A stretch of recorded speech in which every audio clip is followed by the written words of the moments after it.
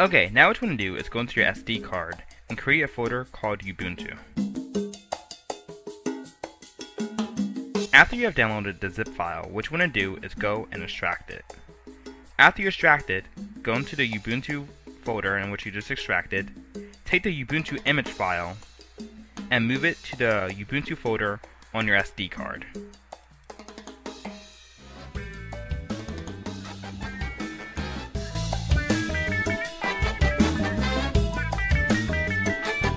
Okay guys, now on your device, what you want to do is go to the app Complete Linux Installer. Make sure you download this app along with Terminal Emulator and Android VNC. Now Complete Linux Installer is an app that really makes launching Ubuntu on your phone a breeze and a simple thing to do. Now realistically, we could have downloaded the image file and did this all through the app because the app gives you the links and everything else. However, downloading a 1.5 gigabyte file, extracting it, then transferring it to a folder through Android, any type of file manager on your phone, I think it's quite tedious, so that's why I showed you how to do it on your computer. So anyhow, let's go down here to launch. It's going to prompt you for what distribution of Linux you want to launch. Make sure it's on Ubuntu, and hit Start Linux.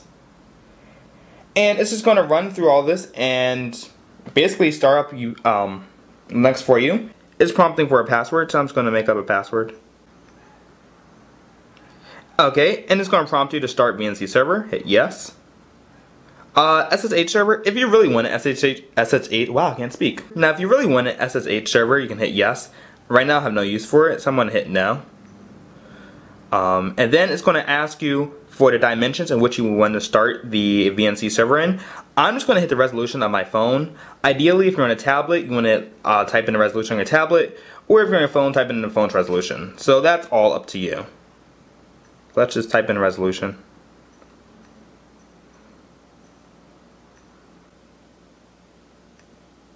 Okay, and hit the resolution. It's going to create all this stuff. We want to save these settings. We can hit yes. And if you see root at localhost, then you are in Ubuntu. So once again, just to recap what we did here, we just launched it up. It went through the terminal emulator. It may ask you for root permissions. So like I said, make sure your phone's rooted, grant it root permissions. Set up your geometry and set up all the yes, no, and whatever you want stuff. Now it's time to go to Android VNC. So let's go into Android VNC so we can actually see what we're doing here. So launching Android VNC. I already have the settings filled out. I'm about to show you the fields. So in the nickname field, you can put whatever you want. Password is Ubuntu. Address, localhost. Port 5900. And you want to set the color format to 24-bit or 4BPP. It really doesn't matter what you have the color format on, it just, makes it look better. And once you have that, you can hit connect. Bam! We are in Ubuntu 12.04. So I'm just going to change the input mode to touchpad, make sure it's on that. And let's just explore around here. Now, as far as performance goes, it's really smooth. Once again, it's going to be dependent on your device. But for the most part, it's really smooth. Let's just open up that home folder. Can we get that open? There we go. And we're going to browse our file system as normal, like on Ubuntu. Let's drag this, move that over here. Launch it open. I launched it twice, oh no. Okay, and as you see, we got a file system and everything else. Yes, this is connected to the internet, so let's launch Firefox. And this should show that to you as well. Taking a few seconds.